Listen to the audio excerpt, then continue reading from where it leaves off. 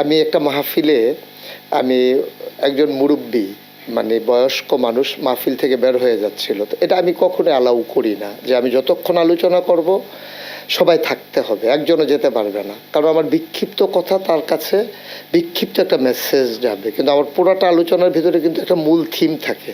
তো সে যদি অর্ধেক শুনে চলে যায় তাহলে তো সে আমার মূল থিমটা পেল না।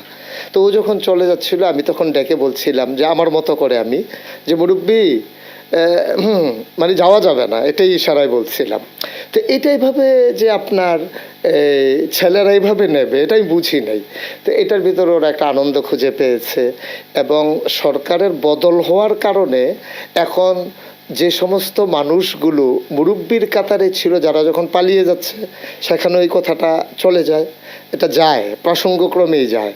এবং আমি একটা কথা বলেছিলাম যে এক লোক বের হয়েছে দাড়ি টাড়ি কামাই একবারে সমান। এখন সালমান এফ রহমান যখন দাড়ি কামিয়ে ফেলেছে তখন আমার কথাটা ওর সাথে হুবহু মিলে গেছে।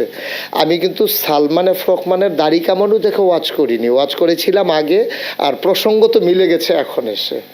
তো এখন যখন যাই আমার গ্রামে হোক বাইরে হোক শহরে হোক, আমি দেখি রিক্সার পেছনে লেখা মুরব্বি, তারপরে আমার ছেলেরা যখন গ্রাফিতি করেছে ওয়ালে ওয়ালে সেখানে লেখা আছে, তারপরে সোশ্যাল মিডিয়া আপনি যদি 100 রিলস দেখেন সেখানে দেখবেন 50টা রিলস হচ্ছে মুরব্বি।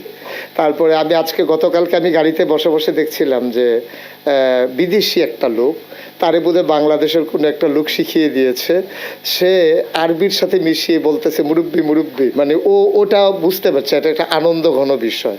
250টিরও বেশি ডিজাইন অপশন নিয়ে ওয়ালটন স্মার্ট ফ্রিজ, বোঝে আপনার প্রয়োজন। তা এটা নিয়ে আসলে আমরা তো খুব দুঃখী মানুষ, বাংলাদেশের মানুষ, আমরা আনন্দের উপলক্ষ খুব কম পাই। মানুষগুলো যখন গুম হয়ে গেল, বাচ্চাগুলো ঈদের দিন সকালবেলা নতুন জামা কাপড় পরে অপেক্ষায় আছে, বাবা আসলে আঙ্গুলে ধরে ধরে ঈদগাহে যাবে। আপনি বুঝবেন তার বেদনা, আপনি বুঝবেন তার না পাওয়ার কি চাওয়া। বাচ্চাটা কাপড় পরে মা সাজিয়ে দিয়েছেন, যাচ্ছে না, বাবা আসলে আঙ্গুলে ধরে ধরে ঈদগাহতে যাবে। স্ত্রী জানে না তার স্বামী আছে নাকি নাই, আর সে ছোট্ট সন্তান হয়তো মনে করেছে কোনো কারণে বাবা দূরে আছে, আসবে আঙ্গুলে ধরে ধরে ঈদগাহতে নিয়ে যাবে। আমরা দুঃখী মানুষ, ঈদগুলো আমাদের এভাবেই গেছে গত 15টা বছর।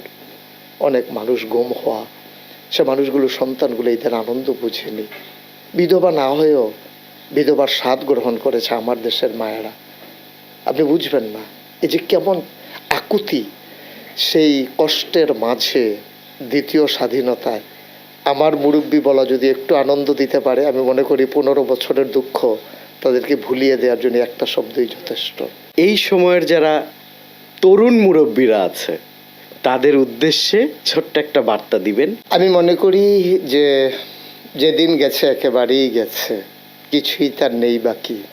সুতরাং আমার যারা নতুন প্রজন্ম, আমি বারবার বলি তাদের চোখে আমি বিশ্ব দেখি, তাদের হৃদয়ে আমি ভাবতে শিখি।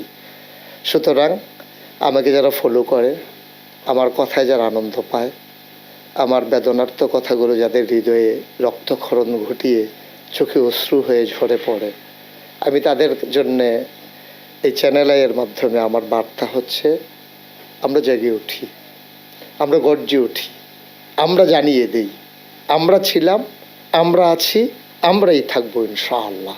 আর এই ভবিষ্যৎ বাংলাদেশ বিনির্মাণে আমার এই ছেলেগুলো, আমার এই ভবিষ্যৎ প্রজন্ম তারা এগিয়ে যাবে সম্মুখ পানে। এখানে কোনো সংকোচ নাই, কোনো এখানে হৃদয়ের উষ্ণ ভালোবাসা বিলিয়ে দিতে কোনো কৃপণতা নাই।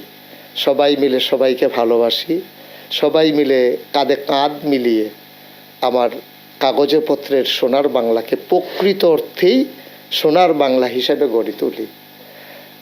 মুরব্বি যেমন করে বলেছিলাম ওঠা যাবে না, আমি যুবকদেরকে বলি হে যুবক, তুমি এগিয়ে যাও সম্মুখ পানে, থেমে যাওয়া যাবে না। মুরব্বিকে যেমন বলেছিলাম উঠে যাওয়া যাবে না, আর যুবকদেরকে বলি আগানোর ক্ষেত্রে নো কম্প্রোমাইজ, থেমে যাওয়া যাবে না, আগাতে হবেই আমাদেরকে ইনশাআল্লাহ।